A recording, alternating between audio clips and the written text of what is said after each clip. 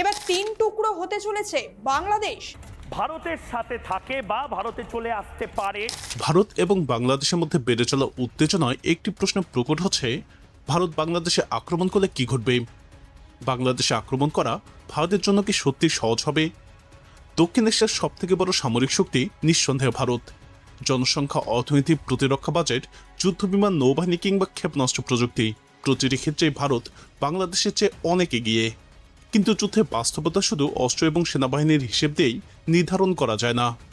ইতিহাস বলছে, অনেক সময় ছোট দেশও বড় শক্তির জন্য বিশাল মাথা ব্যথার কারণ হয়ে দাঁড়িয়েছে। ভিয়েতনামে আমেরিকা, আফগানিস্তানে সোভিয়েত ইউনিয়ন, পরে আবারও আমেরিকা, কিংবা বর্তমানে ইউক্রেন যুদ্ধ, সব জায়গাতে একটি বিষয় স্পষ্ট হয়েছে, যুদ্ধের ফলাফল নির্ধারণ করে শুধু কে কত বড় সেনাবাহিনী নিয়ে মাঠে নামলো সেটি নয়। ভূগোল, সরবরাহ ব্যবস্থা, অর্থনীতি, আন্তর্জাতিক সমর্থন এবং দীর্ঘমেয়াদী যুদ্ধ চালিয়ে যাওয়ার ক্ষমতাও সমান গুরুত্বপূর্ণ।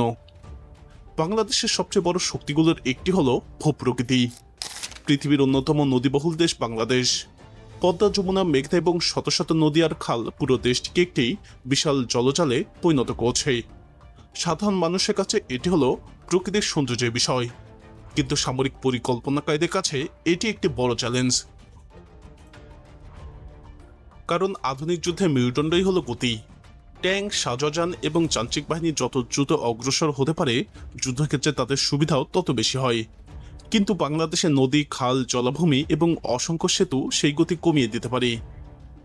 একটি গুরুত্বপূর্ণ সেতু ক্ষতিগ্রস্ত হলে পুরো অভিযানের গতি থেমে যেতে পারে। ফলে যে কোনো বাহিনীকে প্রতিটি নদী পারাপারের জন্য অতিরিক্ত প্রকৌশল ইউনিট, ভাসমান সেতু এবং নিরাপত্তা ব্যবস্থা নিয়ে এগোতে হবে। এরপর আসে জনসংখ্যার বিষয়টি।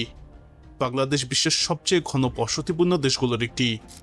এখানে যুদ্ধ মানে শুধু খোলা মাঠে সেনাবাহিনীর মুখোমুখি লড়াই নয়। যুদ্ধ মানে ঘন বসতিপূর্ণ শহর, শিল্পাঞ্চল এবং অসংখ্য গ্রামীণ বসতির মধ্য দিয়ে অগ্রসর হওয়া। সামরিক ইতিহাসে নগর যুদ্ধকে সব থেকে কঠিন যুদ্ধগুলোর একটি ধরা হয়, কারণ এখানে প্রতিটি রাষ্ট্র, ভবন এবং প্রতিটি মোড় আলাদা আলাদা চ্যালেঞ্জ তৈরি করে। তবে ভারতের জন্য সবচেয়ে বড় প্রশ্ন বাংলাদেশের ভিতরে কি ঘটবে সেটি নয়। সবচেয়ে বড় প্রশ্ন হলো ভারতের অন্যান্য সীমান্তেও কি ঘটতে পারে। ভারতের পশ্চিমে রয়েছে পাকিস্তান, উত্তরে রয়েছে চীন। এই দুই দেশেই ভারতের দীর্ঘমেয়াদী নিরাপত্তা পরিকল্পনার সবথেকে গুরুত্বপূর্ণ অংশ। ফলে ভারত কখনোই তার সামরিক শক্তি পূর্বাঞ্চলে নিয়ে আসতে পারবে না, কারণ যুদ্ধের সময় প্রতিপক্ষকে সুযোগ নেওয়ার চেষ্টা করবে, এটাই স্বাভাবিক সামরিক বাস্তবতা। ধরা যাক ভারত বাংলাদেশের বিরুদ্ধে বড় আকারে অভিযান শুরু করলো। সেই মুহূর্তে নয়াদিল্লিকে একসঙ্গে তিনটি হিসেব করতে হবে। বাংলাদেশের সীমান্তে কত বড় বাহিনী মোতায়েন করা হবে, পাকিস্তান সীমান্তে কত বড় বাহিনী প্রস্তুত করতে হবে এবং চীন সীমান্তে কত শক্তিশালী প্রতিরক্ষা বজায় রাখা হবে। এই তিনটি ফ্রন্ট একই সময়ে পরিচালনা করা যে কোনো দেশের জন্যই বিশাল চ্যালেঞ্জ। এরপর আসে ভারতের উত্তর পূর্বাঞ্চলের বিষয়টি। আসাম, নাগাল্যান্ড, মণিপুর, মিজোরাম, মেঘালয়, ত্রিপুরা এবং অরুণাচল প্রদেশকে একসঙ্গে বলা হয় সেভেন সিস্টার। এই অঞ্চলের ইতিহাস বিভিন্ন সময়ে বিচ্ছিন্নতাবাদী এবং বিদ্রোহী আন্দোলন দেখা গেছে। বর্তমানে পরিস্থিতি আগের তুলনায় স্থিতিশীল হলেও বড় আকারের যুদ্ধ শুরু হলে নিরাপত্তা ঝুঁকি বেড়ে যেতে পারে, কারণ যুদ্ধের সময় রাষ্ট্রের মনোযোগ বাইরের ফ্রন্টে কেন্দ্রীভূত হয়ে পড়ে। আরও গুরুত্বপূর্ণ একটি বিষয় হল শিলিগুড়ি করিডোর। এটি ভারতের মূল ভূখণ্ডকে উত্তর পূর্বাঞ্চলের সঙ্গে যুক্ত করে রাখা একটি সরু স্থলপথ। সামরিক বিশ্লেষকরা বহু বছর ধরে এটিকে ভারতের অন্যতম কৌশলগত দুর্বল এলাকা হিসেবেই বিবেচনা করে আসছে। এই অঞ্চলে যে কোনো ধরনের অস্থিরতা এবং চাপ ভারতের জন্য বড় উদ্বেগের কারণ হতে পারে। পরিস্থিতি আরও জটিল হয়ে উঠতে পারে যদি কোনো আঞ্চলিক শক্তি বাংলাদেশের প্রতি সহায়তা প্রদান করে। আধুনিক যুদ্ধক্ষেত্রে সহায়তা মানে শুধু সৈন্য পাঠানো নয়। স্যাটেলাইট তথ্য, রিয়েল টাইম নজরদারি, গোয়েন্দা তথ্য, ইলেকট্রনিক ওয়ারফেয়ার প্রযুক্তি, আকাশ প্রতিরক্ষা ব্যবস্থা কিংবা অস্ত্র সরবরাহ, এসবও যুদ্ধের গতিপথ বদলে দিতে পারে। একইভাবে পাকিস্তান যদি সীমান্তে চাপ সৃষ্টি করে বা সামরিক প্রস্তুতি বাড়ায়, তাহলে ভারতকে পশ্চিম সীমান্তেও অতিরিক্ত মনোযোগ দিতে হবে। ফলে পুরো যুদ্ধ জুড়ে ভারতকে একাধিক কৌশলগত সমীকরণ মাথায় রেখে এগোতে হবে। বিমান শক্তির ক্ষেত্রে কিছু বাস্তবতা রয়েছে। ভারতীয় বিমান বাহিনী বিশ্বের অন্যতম শক্তিশালী বিমান বাহিনী। তাদের হাতে রয়েছে আধুনিক যুদ্ধ বিমান, উন্নত রাডার এবং দূরপাল্লার ক্ষেপণাস্ত্র। কিন্তু যে কোনো দীর্ঘমেয়াদী আকাশযুদ্ধে যুদ্ধ বিমান, জ্বালানি, ক্ষেপণাস্ত্র এবং বিমান ঘাঁটির উপরে বিশাল চাপ তৈরি হয়। আকাশের শ্রেষ্ঠত্ব অর্জন করা যেমন গুরুত্বপূর্ণ, সেই শ্রেষ্ঠত্ব দীর্ঘ সময় ধরে রাখা ততটাই কঠিন। এরপর আসে যুদ্ধের সব থেকে গুরুত্বপূর্ণ বিষয়গুলো একটি লজিস্টিক বা সরবরাহ ব্যবস্থা। সামরিক ইতিহাসে বহু যুদ্ধে অস্ত্রের অভাব নয়, সরবরাহ ব্যবস্থায় সমস্যার কারণে হেরে গেছে। একটি বাহিনীকে প্রতিদিন জ্বালানি, খাদ্য, গোলাবারুদ, চিকিৎসা সহায়তা এবং যন্ত্রাংশ সরবরাহ করতে হয়। যুদ্ধ যত দীর্ঘ হয় এই চাপও তত দ্রুতই বৃদ্ধি পায়। নৌক্ষেত্রের দায়িত্ব কম নয়।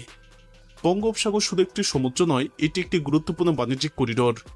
এই অঞ্চলের সমুদ্রপথ নিয়ন্ত্রণ, বাণিজ্যিক জাহাজ চলাচল নিরাপদ রাখা এবং নৌঘাটি রক্ষা করা অত্যন্ত গুরুত্বপূর্ণ হয়ে উঠবে, কারণ আধুনিক অর্থনীতির বড় অংশই সমুদ্র বাণিজ্যের উপর নির্ভরশীল।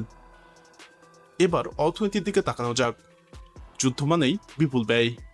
প্রতিদিনের সামরিক অভিযান, বিমান পরিচালনা, নৌটহল, ক্ষেপণাস্ত্র ব্যবহার এবং সরবরাহ ব্যবস্থা বজায় রাখতে হাজার হাজার কোটি টাকা ব্যয় হতে পারে। যুদ্ধ দীর্ঘ হলে সেই ব্যয় আরও দ্রুতই বাড়তে থাকে। একই সময়ে বিদেশি বিনিয়োগকারীরাও ঝুঁকি কমাতে শুরু করে। শেয়ার বাজারে অস্থিরতা দেখা দিতে পারে, মুদ্রার উপরে চাপ বাড়তে পারে, আন্তর্জাতিক ব্যবসায়িক আস্থাও ক্ষতিগ্রস্ত হতে পারে। এ কারণে বিশ্বের বড় অর্থনীতিগুলো সাধারণত দীর্ঘমেয়াদী যুদ্ধ এড়িয়ে চলার চেষ্টা করে, কারণ যুদ্ধক্ষেত্রে জয়ী হওয়া সম্ভব হলে অর্থনৈতিক ক্ষয়ক্ষতি অনেক সময় সেই জয়ের মূল্যকে প্রশ্নবিদ্ধ করে তোলে। এর পাশাপাশি আন্তর্জাতিক কূটনৈতিক চাপও একটি বড় বিষয়। বর্তমান বিশ্বে কোনো আঞ্চলিক সংঘাত দীর্ঘ সময় ধরে বিশ্বের নজরের বাইরে থাকে না। জাতিসংঘ, বড় শক্তিগুলো আঞ্চলিক জোট এবং আন্তর্জাতিক গণমাধ্যম জুড়েই সক্রিয় হয়ে ওঠে। যুদ্ধ যত দীর্ঘ হবে, কূটনৈতিক চাপও তত বাড়বে। সবশেষে আসে সবচেয়ে গুরুত্বপূর্ণ প্রশ্ন: যুদ্ধক্ষেত্রে অগ্রগতি অর্জনের পর কি হবে? ইতিহাস দেখায় কোনো এলাকা দখল করা এক বিষয়, কিন্তু দীর্ঘমেয়াদে সেই এলাকা নিয়ন্ত্রণ করা সম্পূর্ণ ভিন্ন বিষয়। প্রশাসন, নিরাপত্তা, যোগাযোগ ব্যবস্থা পুনর্গঠন এবং রাজনৈতিক স্থিতিশীলতা নিশ্চিত করাই হয়ে ওঠে সবচেয়ে কঠিন কাজ। সুতরাং বিষয়টি কে কত বড় সেনাবাহিনী নিয়ে মাঠে নামতে পারে সেই প্রশ্নে সীমাবদ্ধ নয়। ভূগোল, জনসংখ্যা, বহু ফ্রন্টের নিরাপত্তা, অর্থনৈতিক ব্যয়, আন্তর্জাতিক চাপ এবং দীর্ঘমেয়াদী কৌশলগত বাস্তবতা সবকিছু মিলিয়েই যে কোনো সম্ভাব্য সংঘাত অত্যন্ত জটিল রূপ নিতে পারে। আর এ কারণেই আধুনিক বিশ্বের যুদ্ধকে শুধু সামরিক সিদ্ধান্ত হিসেবেই দেখা হয় না, এটি একই সঙ্গে সামরিক, অর্থনৈতিক, রাজনৈতিক এবং ভূরাজনৈতিক সিদ্ধান্ত। যুদ্ধ শুরু করা অনেক সময় সহজ হতে পারে, কিন্তু তার পরিণতি নিয়ন্ত্রণ করা সবসময় অনেক বেশি কঠিন। প্রিয় দর্শক, এই বাস্তবতায় এই দুই দেশ সংঘাতে জড়ালে তার ফলাফল কি দাঁড়াবে বলে আপনি মনে করেন? আপনার মতামত কমেন্টে জানান। ভারত এবং বাংলাদেশের সামরিক সক্ষমতা নিয়ে আরও জানতে আমাদের চ্যানেলটি ভিডিও ট্যাব থেকে ঘুরে আসুন। এই ভিডিওটি ভালো লাগলে লাইক বাটনে ক্লিক করুন। ভিডিওটি আপনার বন্ধুদের সাথে শেয়ার করে তাদেরকেও ভিডিওটি দেখার সুযোগ করে দিন।